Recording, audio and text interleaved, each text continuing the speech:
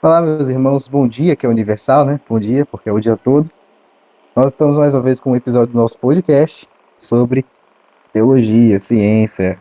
Nós estamos focando mais em exegese, porque é nosso calcanhar de Aquiles de todas as pessoas. E todo mundo que vai começar a estudar também percebe seu calcanhar de Aquiles.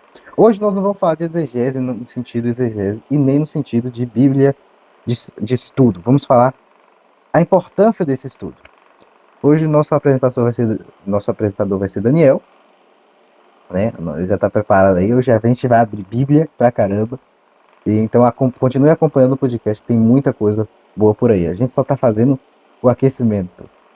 Bom, eu vou passar logo para Daniel, que não tem muito o que falar. Quem tem que falar muito é a palavra de Deus hoje. E ele também. Então, galera, sou o Daniel, como já foi dito aqui. É um prazer estar gravando mais um episódio aqui, né? Quero já começar. Se você não é inscrito do canal, né? Fazer aquele ritual todo, deixa seu like, já se inscreve, deixa seu comentário. Já disse aqui em outros podcasts, continuo afirmando. É muito importante pra gente ter essa interação sua, dizer o que você acha do que estamos gravando, se você está sendo edificado, seu testemunho, né? E sugestões também de vídeos, nós aceitamos. Quem sabe a gente não grava e deixa esse material disponível aí para abençoar a vida de vocês. Bom, como o nosso tema hoje é sobre a importância das escrituras sagradas, a importância de ter, de viver a Bíblia, de seguir o que elas têm a dizer a nosso respeito, eu tenho alguns tópicos aqui a falar. Eu dividiria de maneira bem simples em três tópicos a importância das escrituras. Primeiro é o estudo. A importância das escrituras está no estudo. Em segundo lugar, a importância das escrituras está na fé. E em terceiro lugar, a importância das escrituras está na prática das escrituras, propriamente dita. Então, eu vou falar não de maneira individual cada um desses três, mas interligando um ao outro, porque o estudo leva você à fé e a fé leva você à prática. Um depende do outro, então eu vou falar de maneira mais solta todos eles para que a gente possa ter um entendimento mais completo, né? E eu gostaria de começar abrindo um texto que está lá em 2 Coríntios 3 e vou estar compartilhando aqui na tela para 2 Timóteo capítulo 3. Vou compartilhar a tela aqui. E eu vou pedir para Saulo estar lendo, né? Já que das outras vezes ele pede para mim ler, eu vou pedir para ele estar lendo dessa vez. Eu vou pedir para você ler, Saulo, o versículo 15, 14 e 15, por favor. Não tava esperando não essa participação especial aí. Muito obrigado, estilo lisonjeado. Quanto a você, porém, permaneça nas coisas que aprendeu e das quais tem convicção, pois você sabe de quem o aprendeu. Porque desde criança você conhece as sagradas letras, que são capazes de torná-lo sábio para a salvação mediante a fé em Cristo Jesus.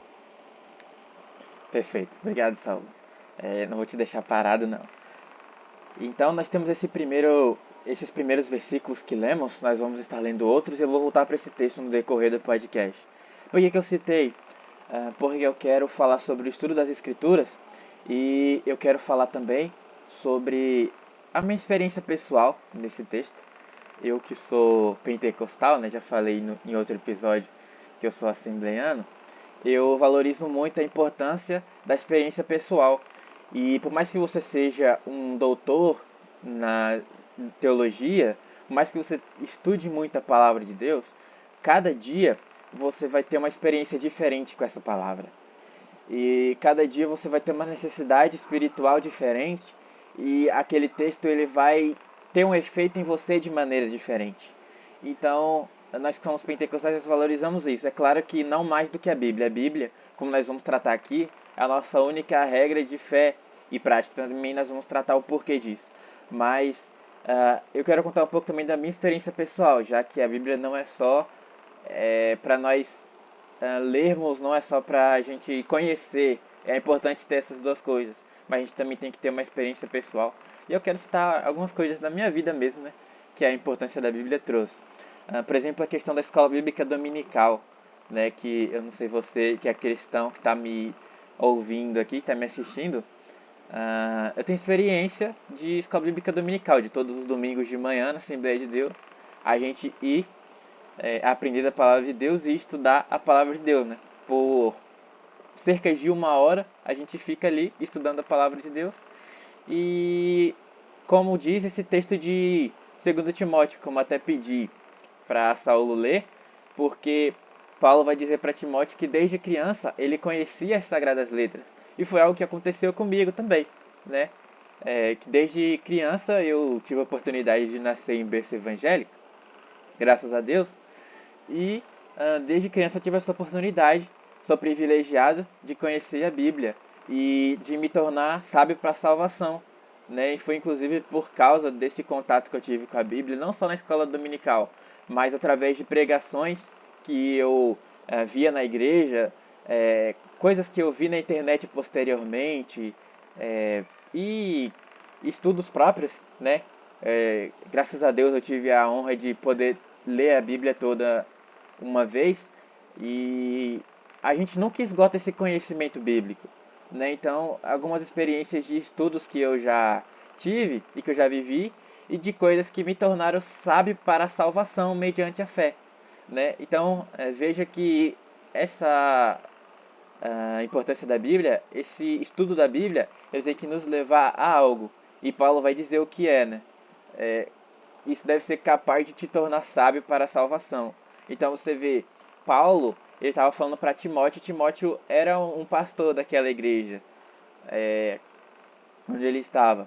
E Paulo vai dizer para ele ter cuidado de si mesmo e da doutrina, né? A gente vê lá numa própria carta a Timóteo, Paulo vai dizer isso. Então, é importante que a gente estude e conheça a Bíblia, e é importante que isso nos leve à salvação, nos leve à fé. Então veja como eu já estou interligando os tópicos para a gente entender melhor. Então, eu já comecei falando do versículo 15, e eu quero agora citar também 1 Timóteo 4, versículos 15 e 16 também. Estava lendo na versão NVI, até esqueci de dizer. Agora eu vou estar lendo na ARA, ou melhor, eu vou pedir para Saulo novamente estar lendo na versão da ARA, ARA. Versículo Sim, 15 e 16, Saulo, por favor. beleza. Você vê que são as versões que a gente recomendou, né? São as que a gente usa, tá, gente? A gente usa muito essas. Quer saber as nossas favoritas são essas. Medita estas palavras e nelas sê diligente, para que o teu progresso a todos seja manifesto. Tem cuidado de ti mesmo e da doutrina. Continua nestes deveres, porque, fazendo assim, salvarás tanto a ti mesmo como aos teus ouvintes. Agora eu li certo. Perfeito. Então, veja, Paulo novamente a Timóteo, aqui já era a primeira carta, mas Paulo continua aconselhando Timóteo naquilo que ele deveria fazer, né? Ele vai dizer para Timóteo: medita estas coisas e nelas ser diligente, lá no 15. Então, veja, é, é preciso estudar a palavra de Deus, é preciso meditar, né? Meditar é quando você, depois de ter lido, você começa a refletir acerca do que foi lido, né? Você começa a juntar uma coisa com a outra, você começa a refletir no sentido que aquela palavra teve na sua vida, né? E tem para te transformar, tem para acrescentar na sua vida. E aí Paulo ele vai trazer um propósito disso. Olha lá, o 15. Para que o teu progresso a todos seja manifesto. Então, isso desenvolve a gente, o estudo das escrituras desenvolve a nossa vida. E é um processo progressivo, né? Como eu falei, por mais que você se torne doutor em teologia, você não vai esgotar esse conhecimento. Por mais que você leia a Bíblia infinitas vezes, muitas vezes, você não vai esgotar todo o conhecimento que a Bíblia tem, justamente pelo fato de que ela é a palavra de Deus. Eu vou tratar isso em alguns instantes, né? Eu creio na inspiração da Bíblia, que ela não é um livro qualquer, ela é um livro que é plenamente inspirado por Deus. E aí, Paulo continua dizendo no 16, tem cuidado de ti mesmo da doutrina. Continua nestes deveres, porque fazendo assim, salvarás tanto a ti mesmo como aos teus ouvintes. Olha como é que é uma coisa interessante. A doutrina não é só para você estudar, para você aprender, para você ensinar para outros. É para primeiro para você. Veja que Paulo fala, fazendo assim, salvarás tanto a ti mesmo como aos teus ouvintes. Então nós temos que ter esse cuidado em ensinar, mas primeiro ter cuidado para que a nossa vida esteja transformada. Né? Por isso que eu citei a minha experiência pessoal, porque tendo esse contato com a palavra de Deus, foi que eu justamente obtive a salvação em Cristo Jesus. Né? A fé vem pelo ouvir e ouvir a palavra de Deus. Eu até vou abrir esse texto aqui agora, aproveitar que estou falando sobre ele. Romanos 10, 17, que fala justamente sobre isso. A fé que é gerada quando nós lemos a palavra de Deus. Romanos 10, 17 diz assim: consequentemente, a fé vem pelo ouvir e ouvir a palavra de Cristo. Então, quando a gente ouve o Evangelho, quando a gente ouve a palavra de Cristo, nós alcançamos a fé. E por isso que eu deixei a minha experiência pessoal, que foi através de estar sempre em contato com essa palavra, né? De estar sempre com esse ensino progressivo, que a cada dia eu vou aprendendo cada vez mais e vou estudando cada vez mais, eu vou tendo a fé gerada no meu coração. Né? E esse que é o nosso objetivo aqui, que a sua fé, né, seja gerada através de ouvir aquilo que nós falamos aqui sobre a Bíblia, de gerar fé em estudar a palavra de Deus, em aprender mais da palavra de Deus, ter convicção naquilo que está estudando e crer nisso de forma que isso transforme a sua vida. Eu quero voltar para 1 Timóteo 4, porque eu lembrei de outra coisa que eu quero falar lá nesse texto de 1 Timóteo. Lá no 13, diz assim: até a minha chegada, aplica-te à leitura, à exortação, ao ensino. Então veja que Paulo estava instigando Timóteo a continuar sempre lendo, a continuar sempre estudando, a continuar sempre meditando e ensinando. Então, veja a importância que tem, porque Paulo repetidas vezes vai falar: tenha cuidado de ti mesmo da doutrina, medita essas coisas, aplica-te à leitura.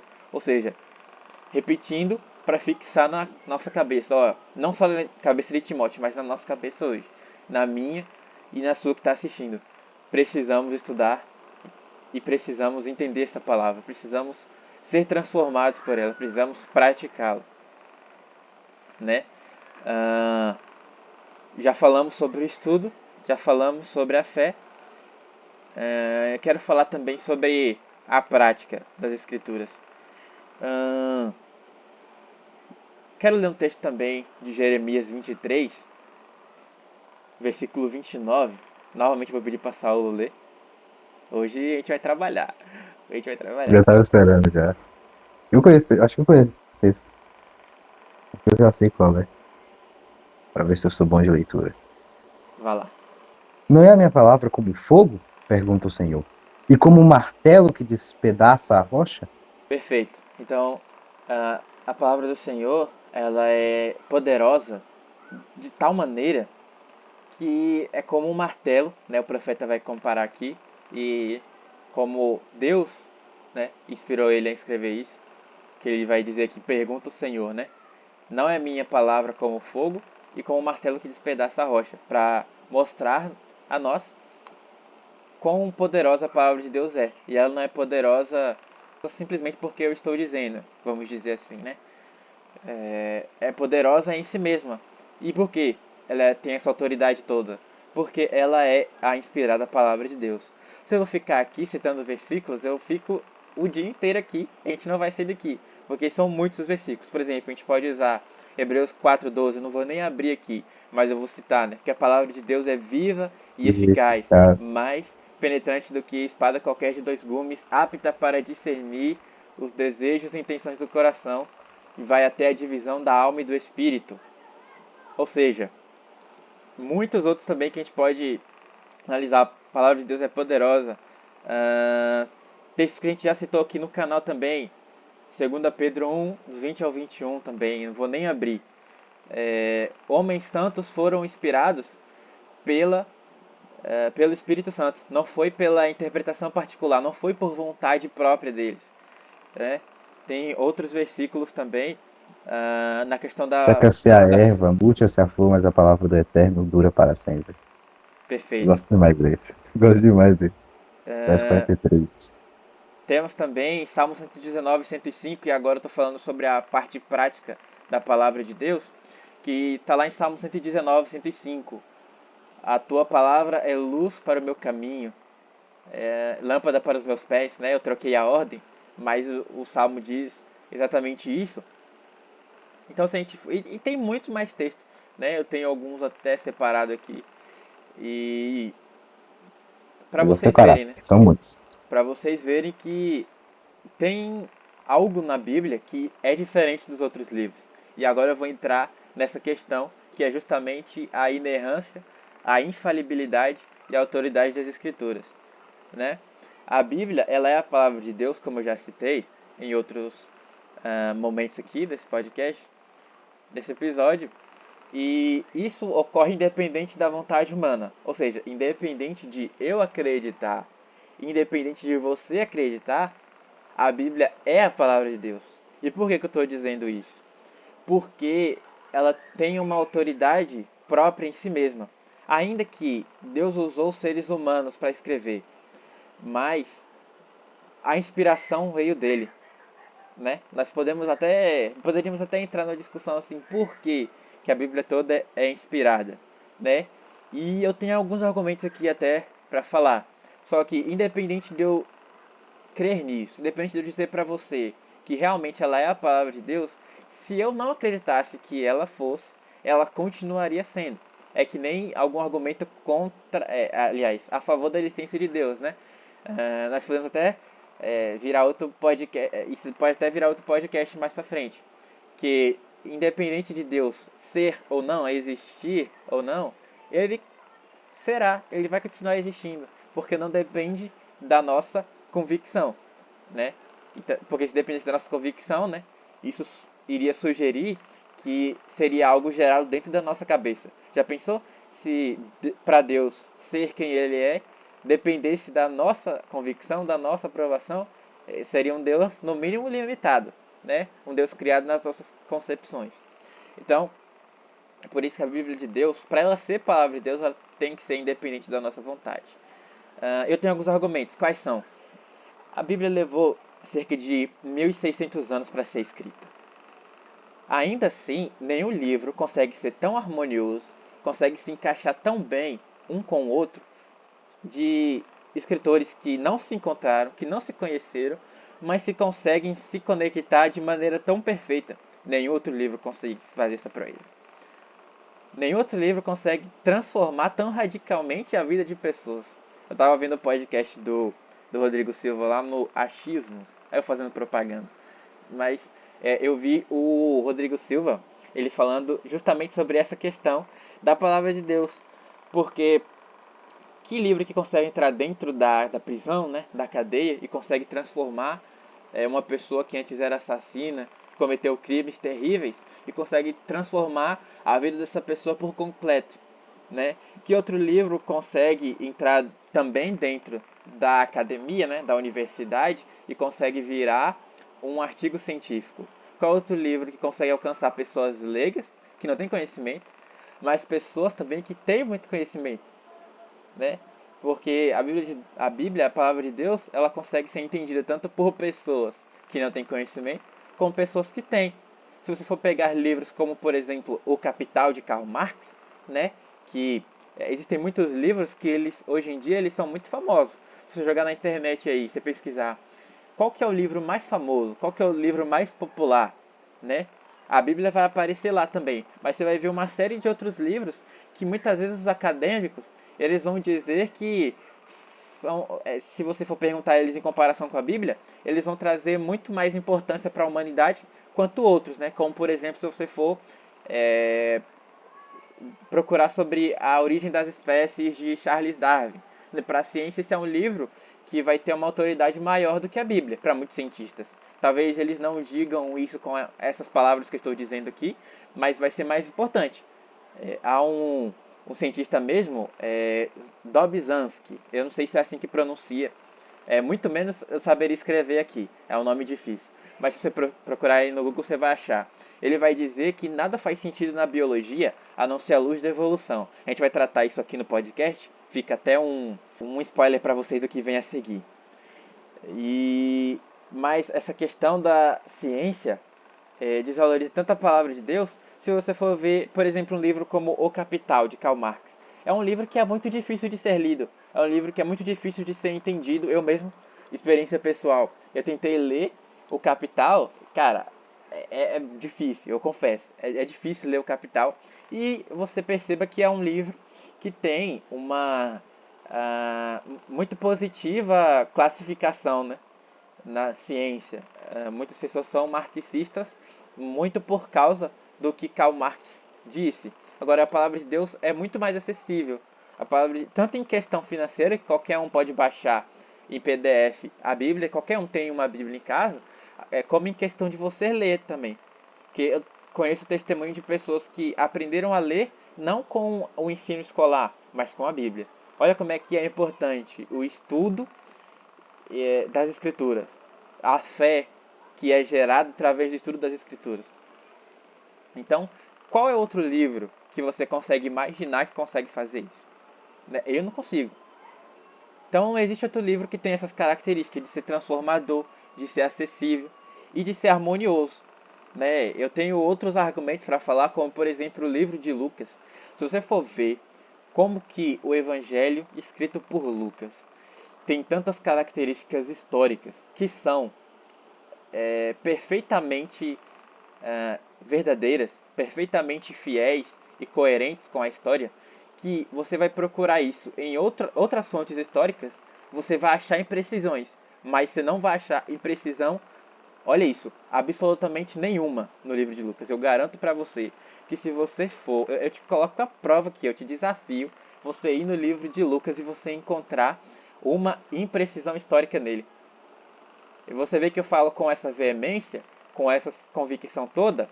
Por quê? Porque eu creio firmemente, e isso não é apenas crença, isso é algo que você pode atestar com a razão, você pode conferir com a razão. Se você for atrás disso, você vai encontrar isso. Você vai confirmar que isso é verdade. Então, isso faz com que a Bíblia seja superior a outros livros. Eu poderia citar outros argumentos aqui, mas só esses eu acredito serem suficientes para provar que a Bíblia está acima de todos os outros livros. E principalmente pelo fato dela ser a inspirada palavra de Deus. A inerrante, a infalível palavra de Deus, né? Eu creio essas coisas, que a Bíblia, além de ser a palavra de Deus, ela é inerrante, ela é infalível, justamente por ser a palavra de Deus, né? É claro que também Deus inspirou pessoas que tinham estilos literários, formas de escrever diferentes, né? Por exemplo, você vai ver diferenças na maneira de Moisés escrever e na maneira de Paulo escrever, por exemplo, né? Deus usou cada um destes, Deus usou os dois em tempos diferentes, com propósitos diferentes, mas de uma maneira harmoniosa e de uma maneira que é inspirada da mesma forma, né? E ainda que a Bíblia seja acima da razão, ela está num patamar acima da razão humana. Tanto é que tem algumas coisas de Deus que nós nem conseguimos entender perfeitamente, né? Paulo vai dizer em 1 Coríntios 13 que em parte nós conhecemos, em parte nós profetizamos. Por exemplo, né, ali ele está falando do amor. Mas eu aplico esse texto nesse contexto aqui que eu estou dizendo, para dizer que nós não conseguimos entender tudo que Deus faz perfeitamente, porque a nossa razão é limitada. Se a gente for entender as coisas do nosso bel prazer, da maneira que nós bem quisermos, né? E até se a gente tiver sinceridade no coração também, a gente não vai entender tudo que Deus faz, porque Deus está acima da razão humana. Ele não pode ser compreendido totalmente. Agora, isso nos leva a algumas conclusões também. É necessário ter cautela para interpretar a Bíblia. É algo que a gente já vem falando aqui ao decorrer dos outros episódios. A gente não pode interpretar do jeito que a gente bem quer. A gente precisa conhecer as regras, porque é exatamente por isso. A Bíblia não é como qualquer outro livro que exista. A Bíblia, ela é a inspirada palavra de Deus. E ela tem autoridade para dizer como vai ser a nossa vida. Porque se eu tenho uma convicção que ela é contrária à palavra de Deus, eu preciso abandonar essa convicção, né? Porque a Bíblia está acima da minha convicção. A Bíblia é a norma das normas. A Bíblia ela precisa ser aquilo que guia tudo aquilo que eu vou fazer e tudo aquilo que eu creio também, né? Então veja como é o poder disso, né? Outro argumento também que eu posso usar a favor das Escrituras. Se a Bíblia ela consegue acertar em coisas ah, terrenas, vamos usar esse termo, né? Como em Lucas, que ela tem fontes históricas precisas. Eu devo dar pelo menos uma chance de que ela esteja correta quanto às questões espirituais. Porque se ela acertou em coisas terrenas, ela não poderia acertar também em coisas espirituais, então a gente tem que dar essa chance, né? Se por acaso você ainda não está convencido de que a Bíblia é tudo isso que eu estou dizendo, pense por esse lado. Será que ela não está correta também quanto às coisas espirituais? Então, essas são as conclusões que a gente tira quando a gente faz toda essa análise da necessidade do estudo, da fé e da prática da palavra de Deus, né? Agora, vamos voltar ao texto bíblico. Vamos dizer o que a própria Bíblia diz a respeito de si mesma. A gente já até leu o texto de 2 Timóteo 3, mas eu quero voltar para esse texto também, para nós discutirmos o que a Bíblia diz a respeito de si mesma também. Daqui a pouco eu vou até passar para Saul, porque eu já falei demais, né? Não sei se ele tem algo a acrescentar também. Eu já vou pedir para ele também, novamente, ler para a gente esse texto. Agora 2 Timóteo 3, 16 e 17. Beleza. Toda a Escritura é inspirada por Deus e útil para o ensino, para a repreensão, para a correção e para a instrução na justiça. Travou aqui, tá? Para que o homem de Deus seja apto e plenamente preparado para toda boa obra. Perfeito. Então veja, ele não está dizendo que é apenas uma parte da Escritura. Ele não está dizendo que é apenas o Antigo Testamento. Mas o texto está claro aqui. Toda a Escritura é inspirada por Deus. Então, a própria Bíblia dá testemunho acerca de si mesma. Além desses argumentos que eu trouxe para você, fora da Escritura. Aqui a própria Escritura agora falando acerca de si mesma. Toda a Escritura é inspirada por Deus. E além disso, útil para o ensino, para a repreensão, correção e instrução na justiça. Então a Bíblia tem esse poder de fazer tudo isso na vida daquele que estuda, na vida daquele que crê na Escritura e na vida daquele que pratica. E para que mais que ela é capaz de fazer? Qual que é o propósito de tudo isso? 17. Para que o homem de Deus seja apto e plenamente preparado para toda boa obra. Então, o que torna os cristãos diferentes das outras pessoas? Aquele cristão que é fiel, né? Aquele cristão que é sincero, que é piedoso, tal como a Escritura ensina. O que diferencia ele? Ele é um homem que é apto e plenamente preparado para toda boa obra. Ele é um ser humano que tem uma moral elevada, que segue plenamente a lei de Deus, porque a lei de Deus ela foi dada justamente para mostrar o quão nós somos pecadores, né? Paulo vai tratar isso lá em Romanos. Mas a lei ela vem para restaurar e para colocar ordem naquilo que mudou a nossa moral, que corrompeu a nossa moral. Então, você vai achar outros códigos de conduta em outras religiões. Você vai achar maneiras de você viver nesse mundo a partir de regras e de outros ensinamentos que você vai ter. Ou, por exemplo, o budismo, o próprio judaísmo, só que aí, como a gente está falando do judaico-cristianismo, né, ou a religião judaico-cristã, melhor dizendo, você vai ter algo bem similar, bem próximo. Mas se você for em outras religiões, você vai achar esses códigos de conduta. Agora, nenhum deles, eu afirmo, que é tão poderoso como a palavra de Deus. E por que eu estou fazendo isso? É alguma afronta às outras religiões? É estar se desfazendo de todas elas? É alguma arrogância? Não. É tão somente pelo fato de que nenhum outro livro é tão eficaz para transformar o homem de dentro para fora como as Escrituras. Muitas outras religiões, para não dizer todas elas, exigem que o ser humano, né, se transforme de fora para dentro.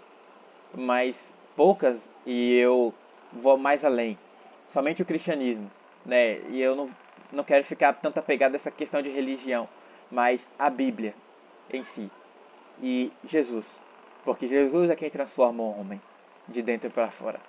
É a palavra de Deus que faz com que o homem seja transformado de dentro para fora, e é isso que faz com aquilo que o Rodrigo Silva disse sobre o homem ser transformado, o ser humano ser transformado de alguém que era ruim, de alguém que era pecador, de alguém extremamente cruel, de uma essência ruim, em ser alguém transformado de tal forma como a gente está lendo aqui. Nenhum outro livro, nenhuma outra religião faz isso, e de tal forma como o Evangelho de Jesus Cristo, né? Exatamente por causa desse poder que a palavra de Deus tem, né? É o livro, né, mais odiado, mas é o livro ao mesmo tempo mais amado, né? Ah, eu citei essa frase porque eu lembrei do que o Rodrigo Silva também tinha dito nesse podcast que eu assisti, e aí entra questões espirituais também, né? Mas só queria que a essa altura deu para você entender o quão importante é o ensino das escrituras, o quão importante é você estudar, você crer e você praticar o que está aqui, né? Vou abrir espaço agora também para Saulo falar um pouquinho do que ele achou. Beleza, é uma aula que foi dada aqui, né? Até pensando na palavra bonita, mas vamos falar normal. Vamos falar o básico. Foi uma boa aula, uma grande aula aí. Sobre a questão ali, e eu vou comentar isso aqui, talvez mais tarde a gente vai comentar no podcast. Por que a Bíblia e não outros livros? Eu não vou fazer uma comparação aqui. Eu nunca gostei desse tipo de fazer esse tipo de comparação. O fato é que, analisando eu, como eu estudo a Bíblia, a explicação mais precisa, mais coerente do porquê que as coisas são assim está na Bíblia. Isso é um fato. Isso é um fato, não tem como negar. E o Alcorão? O Alcorão vem posterior. E aí, vamos falar de religião antiga? O judaísmo. Ele é muito mais antigo, inclusive, que o cristianismo. Deve-se dizer que o judaísmo bíblico, e aí eu vou explicar esse conceito algum dia mais tarde, o judaísmo bíblico, ele é o cristianismo também. O judaísmo bíblico, ele vai na direção do Messias que já veio, não do Messias que estava para vir. Quando o Messias que já veio vem, o judaísmo bíblico segue seu caminho no curso da história. Então você tem o começo lá com Abraão, né? Vamos botar o começo na Abraão, mas ele é porque eu quero evitar problemas.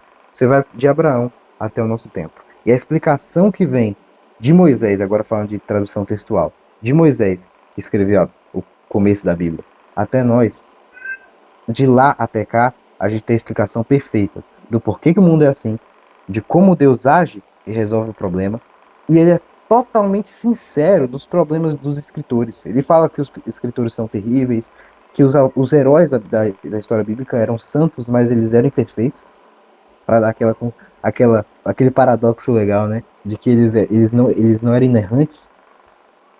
Então ela é muito perfeita nesse sentido, ela é concisa, é uma economia, a gente chama na teologia, a economia dos atos de Deus. Eu gosto dessa descrição num credo que tem, que fala que a Bíblia é o registro fidedigno dos atos de Deus na história. Gostou dessa? Anota aí já, é muito boa. Mas é Bom, hein? isso, a gente vai explicar um pouquinho mais de doutrina da salvação, uma que me toca muito, a doutrina do santuário. A graça vem do santuário, e no santuário que é como se fosse a sede de Deus, dos atos da salvação de Deus, os atos soteriológicos e outros atos. Se o reino de Deus é a nova Jerusalém, e é Jerusalém, que ela é nova no sentido de renovação, se Lá é o reino de Deus, o trono de Deus, o palácio de Deus é o santuário. A gente vai explicar um pouquinho mais disso aqui, tem muita coisa legal, só para comentar do porquê que a Bíblia e não outras, tá? Eu não quero entrar nessa discussão, eu quero entrar na discussão, eu quero te mostrar. Te mostrando, você se convence. Você escolhe aí. Quatro pontos aí que ele falou, tem quatro, né? Um outro ponto que o Daniel falou que me agradou muito, como sempre, é uma aula, né? Muito bom ver o Omileta aí falando, que é o fato da precisão histórica. A gente ele já jogou muito de bombas assim, de prova sem nem se preocupar em demonstrar muito. Porque é o básico, ele falou tá o básico, tá? Tem, por exemplo, a conquista de Jericó, o muro de Jericó tá caído, a explicação mais correta é a bíblica. O dilúvio, talvez a gente fale depois. O Êxodo, o próprio Êxodo também tem confirmação histórica, vocês não sabem, estão perdendo muito. A gente tem muitos, tem a Babilônia. Babilônia é outro exemplo grande de quando a Bíblia ela abre do ponto de Israel até o mundo, a revelação abre para o mundo, né? Onde tem no livro de Daniel, só uma, um spoiler, o livro de Daniel ele troca do hebraico para o aramaico. O aramaico era a língua mais babilônica, era irmã do hebraico, ela virou uma Bíblia, uma língua meio babilônica. Essa mistura de troca para o hebraico, troca para o aramaico, queria demonstrar para Daniel, Deus queria, e Deus inspirou ele assim, demonstrando que a mensagem para o povo de Deus estava marcada na língua hebraica. A mensagem para os babilônios e os povos, os medo-persas e tudo, estava marcada em aramaico. Então todo mundo que lesse aramaico, ou seja, todo mundo daquela época poderia ler. Então Deus ele se revela, ele escolhe um povo para fazer o seu plano, mas a revelação é universal. Eu vou explicar um monte de vezes isso lá no futuro. E ela não, e nesse sentido, ela é um relato fidedigno dos atos de Deus na história, porque ela conta na história, e Deus, o nosso Deus é histórico, e é esse o diferencial da Bíblia também. Ela, apesar de ter a questão da fé, ela é histórica, ela invade a história e ela baseia os pontos de fé principal da Bíblia na história. Paulo diz que se a cruz não existiu, se Cristo não morreu, comamos e bebamos, que amanhã morreremos, que a nossa religião é falsa. Paulo, ele coloca a pilar da fé do cristianismo num ato histórico. Fé é história. Eu gosto dessa frase do Roy Thiago Santana. E veja que a ressurreição não é nada simples de crer, né? A ressurreição é uma coisa assim que racionalmente é até difícil você explicar, né? Se você for só com a sua razão humana, por isso que eu falei, a Bíblia está acima dessa razão, porque você acreditar, por exemplo, em ressurreição de mortos, é uma coisa que você precisa ter fé. Então a Bíblia é um livro que você precisa ter fé para crer nele, né? Paulo também falou, é vã a nossa fé, né? Esse mesmo versículo que Saulo citou, é vã a nossa fé, né? Somos mais miseráveis de todos os homens, se Cristo não morreu e ressuscitou dentre os mortos. Então veja que é para confirmar aquilo que temos falado. Que me perdoem aí você que é de outra religião está assistindo esse podcast. Se você se sentiu ofendido, perdão. Não era sobre Não o era esse o objetivo, objetivo. né? Mas é para mostrar a você que a Bíblia ela tem autoridade. E Saulo até complementou muito bem aquilo que eu havia falado, né? Que outros fatos que são mencionados na Bíblia foram confirmados posteriormente, né? Se a gente for atrás da arqueologia mesmo, a gente vai ver muitas coisas, né? A profecia de Tiro também, lá no canal do Israel com Aline. Você vai ver lá a confirmação de uma profecia bíblica que ocorreu. Você vai ver também no canal do próprio Rodrigo Silva, que eu estou citando ele aqui disparado várias vezes, né? Rodrigo Silva o tempo todo. E ele falou também, ele mostrou lá no canal dele, sobre a cidade de Sodoma, que é mostrada lá no Gênesis como queimada com fogo, destruída com fogo e enxofre. E Rodrigo Silva vai mostrar isso lá também. Então isso é para mostrar que a palavra de Deus ela tem resposta para todos os questionamentos do ser humano, né? Isso entra no campo da razão. A Bíblia tem respostas para tudo isso. A Bíblia tem solução para todos os problemas da vida. E a Bíblia, ela aponta o caminho, o único caminho para a salvação. E é por isso que você deve confiar neste santo livro, que é tão diferente dos demais.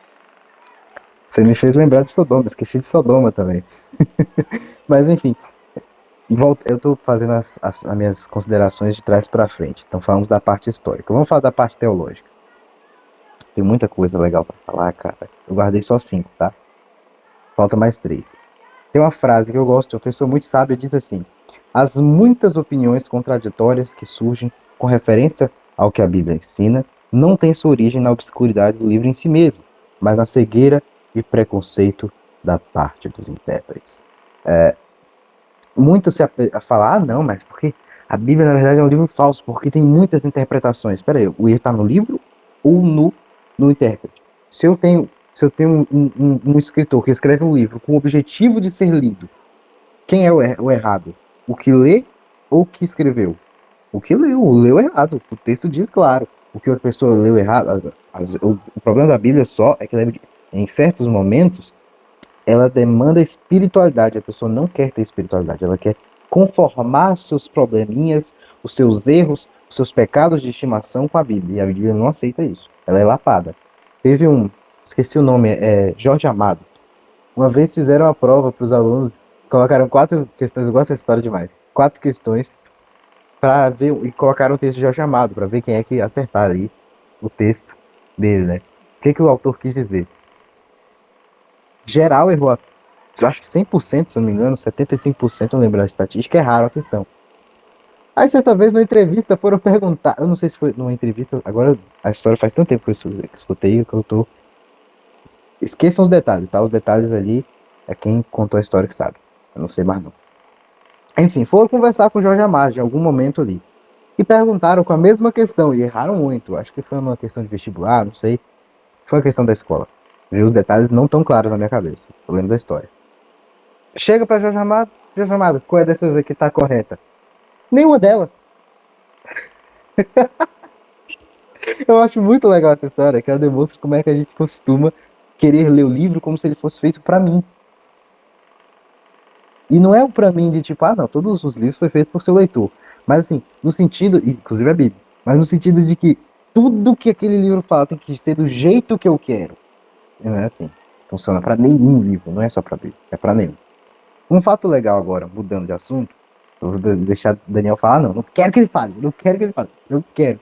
Eu gosto de falar, eu gosto de Falei muito monopolizar o já tema. também. Falei muito já. É brincadeira, moço. Deu uma aula, muito bom. É que eu quero falar também desse detalhe aqui. Se você quiser complementar, eu vou dar essa pausa. É só porque é muito interessante esse detalhe. Uma das maiores bíblias, e aí falando de história de novo, na história, foi brigas, né? Das maiores brigas que aconteceram na história entre a Bíblia e o ser humano foi na Revolução Francesa. Eu vou ler aqui uma declaração muito interessante sobre a Revolução Francesa, olha só. A deusa da razão, esse é o título do texto que eu vou ler. O instituir da deusa da razão foi repetido e imitado por todo o país, nos lugares em que os habitantes desejavam mostrar-se à altura dos grandes da Revolução. Quando a deusa foi trazida à convenção, o orador tomou pela mão e voltou-se, era uma mulher, tá?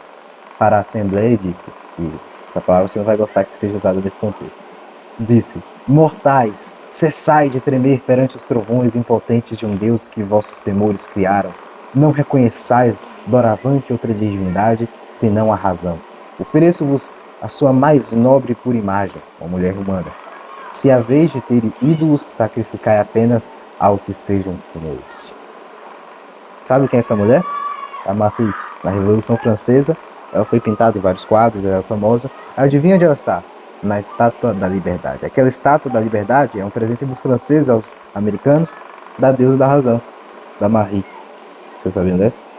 História também, tá? História aqui no podcast. Comentar alguma coisa, Pode Daniel? questionar também a cultura, tá? Pode questionar também a cultura. Comentar alguma coisa a mais? Eu tenho uma última coisa a dizer. Pode seguir, pode seguir. Viu? 4 pontos, você viu que eu contei certinho? Falta só mais um. O quinto, Parece eu até quero Martinho comentar. Lutero. Olha só. Tem um cara, faz pouco tempo que ele morreu, pouco tempo que eu falo, porque não. A Revolução Francesa há 400 anos atrás. É Não tipo faz tanto ontem, tempo que esse cara né? morreu. É tipo ontem. É tipo ontem. Para o que a gente contou de Revolução Francesa, tem um cara chamado George Miller. O Daniel gosta das brincadeiras que a gente faz com esse cara. Como é? Thiago Miller? George William Miller. Miller. William Miller, George Miller. O George Miller, ele leu a Bíblia mais de 200 vezes. sendo 50 delas de joelhos. Sabe o que ele disse uma vez, depois Uau. descobrimos quantas vezes que ele contou, né? Quantas vezes ele leu a Bíblia. Ele diz assim: o que você gostaria de fazer, Jorge Miller, na sua vida? Assim, você gostaria muito saber. Eu gostaria de conhecer mais sobre Deus, que eu sei muito pouco. Esse é o homem que falou que conheceu pouco, o que leu mais de 200 vezes. Depois O dessa, acho que a gente conhecimento já de Deus pode desligar tudo aqui e terminar, né? e ir Porque embora.